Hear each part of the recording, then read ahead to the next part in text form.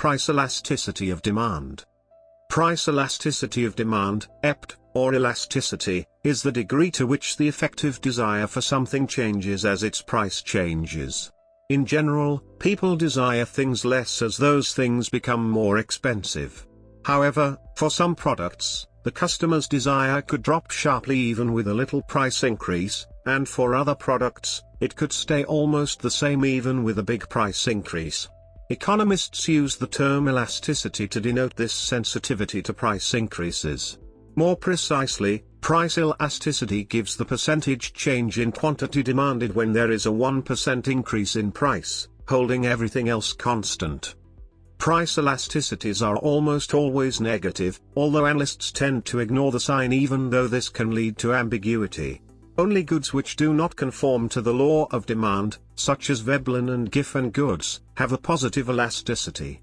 In general, the demand for a good is said to be inelastic, or relatively inelastic, when the elasticity is less than 1, in absolute value, that is, changes in price have a relatively small effect on the quantity of the good demanded. The demand for a good is said to be elastic, or relatively elastic, when its elasticity is greater than 1.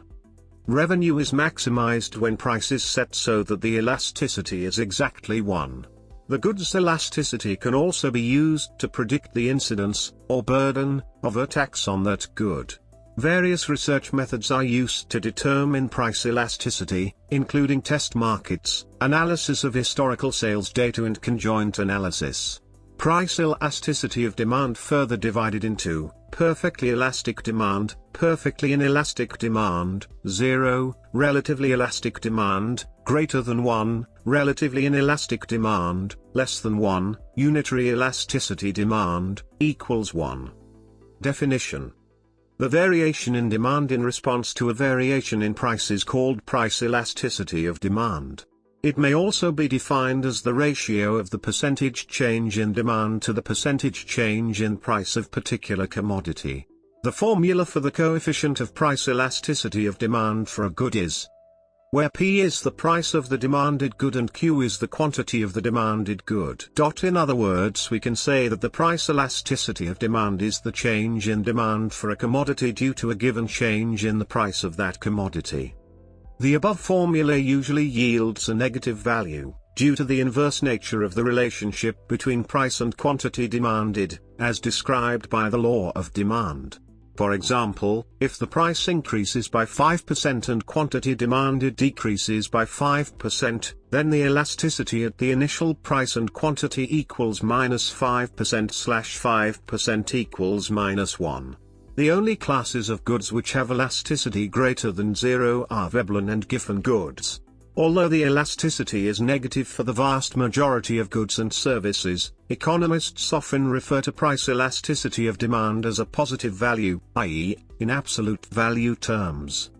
This measure of elasticity is sometimes referred to as the own price elasticity of demand for a good, i.e., the elasticity of demand with respect to the good's own price, in order to distinguish it from the elasticity of demand for that good with respect to the change in the price of some other good, i.e., a complementary or substitute good.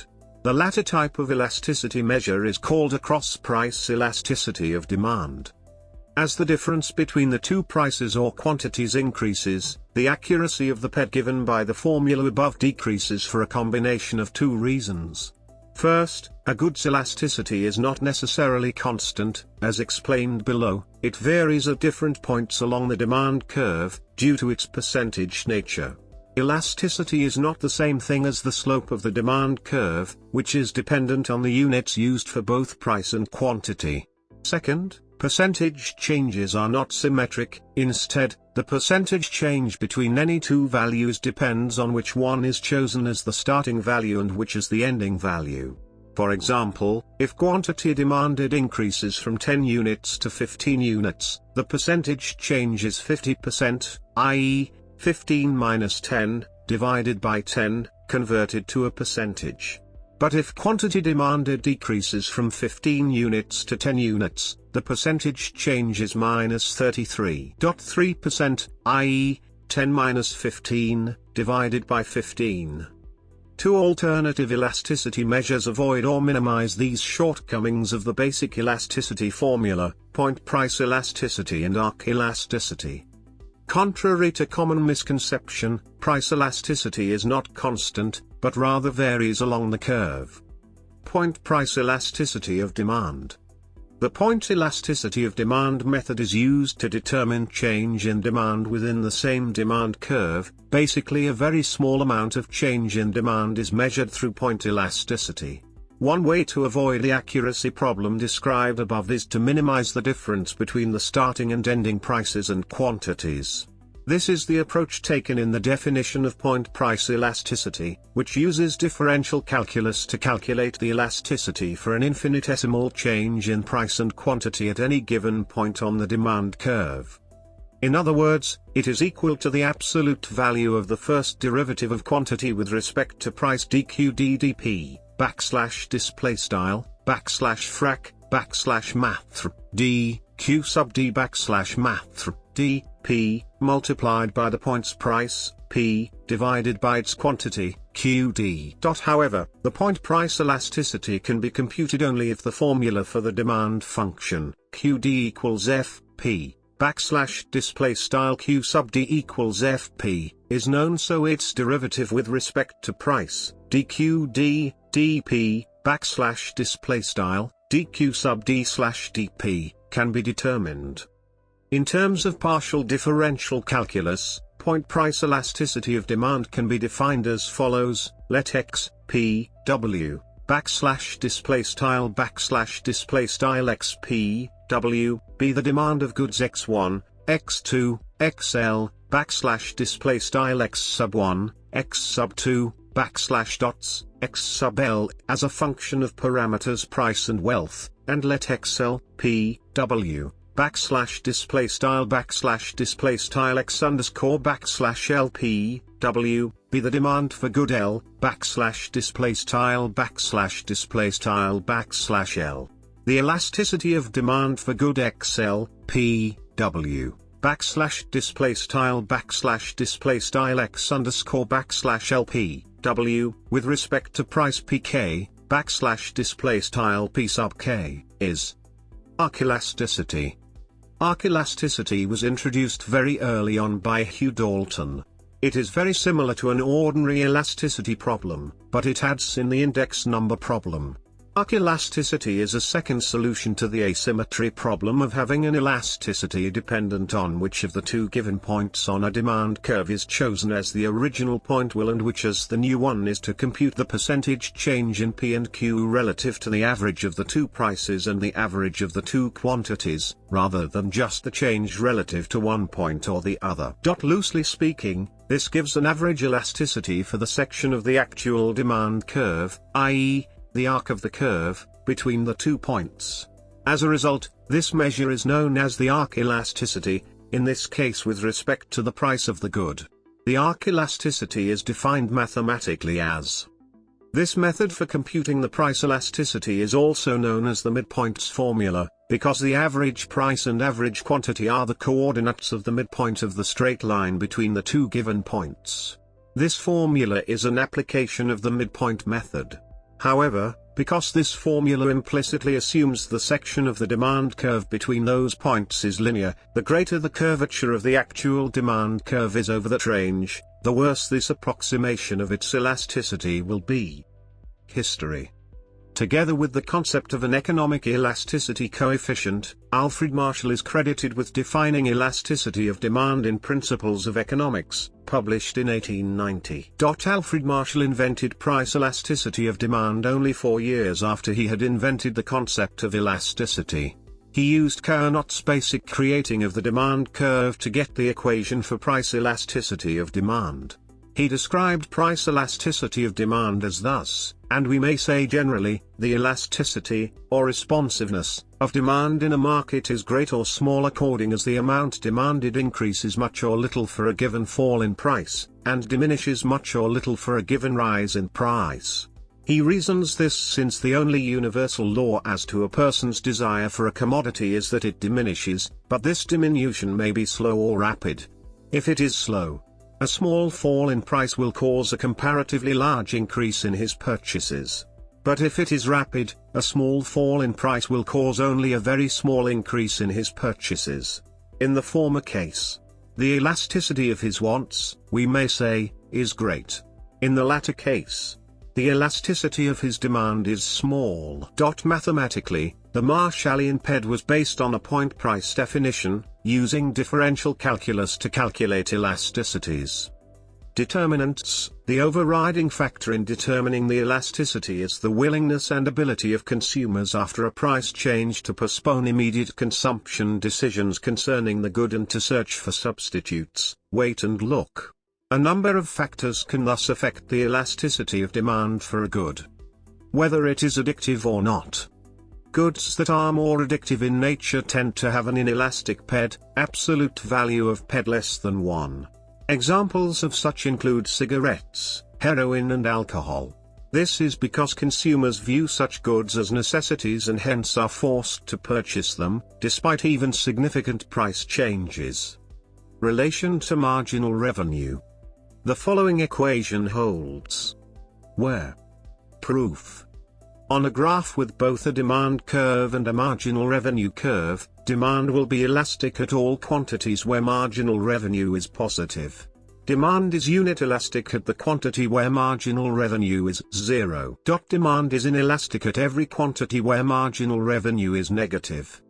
Effect on entire revenue. A firm considering a price change must know what effect the change in price will have on total revenue. Revenue is simply the product of unit price times quantity. Generally, any change in price will have two effects. For inelastic goods, because of the inverse nature of the relationship between price and quantity demanded, i.e., the law of demand, the two effects affect total revenue in opposite directions. But in determining whether to increase or decrease prices, a firm needs to know what the net effect will be. Elasticity provides the answer. The percentage change in total revenue is approximately equal to the percentage change in quantity demanded plus the percentage change in price. One change will be positive, the other negative. The percentage change in quantity is related to the percentage change in price by elasticity, hence the percentage change in revenue can be calculated by knowing the elasticity and the percentage change in price alone. As a result, the relationship between elasticity and revenue can be described for any good. Hence, as the accompanying diagram shows, total revenue is maximized at the combination of price and quantity demanded where the elasticity of demand is unitary. It is important to realize that price elasticity of demand is not necessarily constant over all price ranges. The linear demand curve in the accompanying diagram illustrates that changes in price also change the elasticity. The price elasticity is different at every point on the curve. Effect on tax incidence.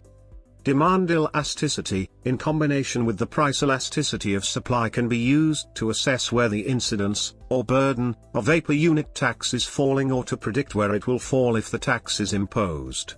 For example, when demand is perfectly inelastic, by definition consumers have no alternative to purchasing the good or service if the price increases, so the quantity demanded would remain constant. Hence, suppliers can increase the price by the full amount of the tax, and the consumer would end up paying the entirety. In the opposite case, when demand is perfectly elastic, by definition consumers have an infinite ability to switch to alternatives if the price increases, so they would stop buying the good or service in question completely, quantity demanded would fall to 0. As a result, firms cannot pass on any part of the tax by raising prices, so they would be forced to pay all of it themselves.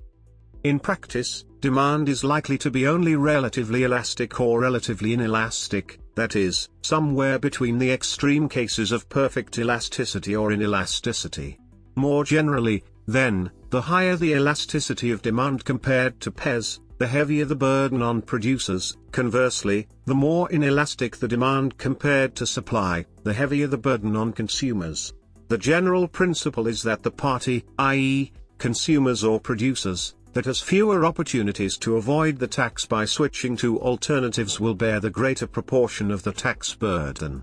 In the end, the whole tax burden is carried by individual households, since they are the ultimate owners of the means of production that the firm utilizes. See circular flow of income. PED and PES can also have an effect on the deadweight loss associated with a tax regime. When PED, PES or both are inelastic, the deadweight loss is lower than a comparable scenario with higher elasticity. Optimal pricing. Among the most common applications of price elasticity is to determine prices that maximize revenue or profit. Constant elasticity and optimal pricing. If one-point elasticity is used to model demand changes over a finite range of prices, elasticity is implicitly assumed constant with respect to price over the finite price range.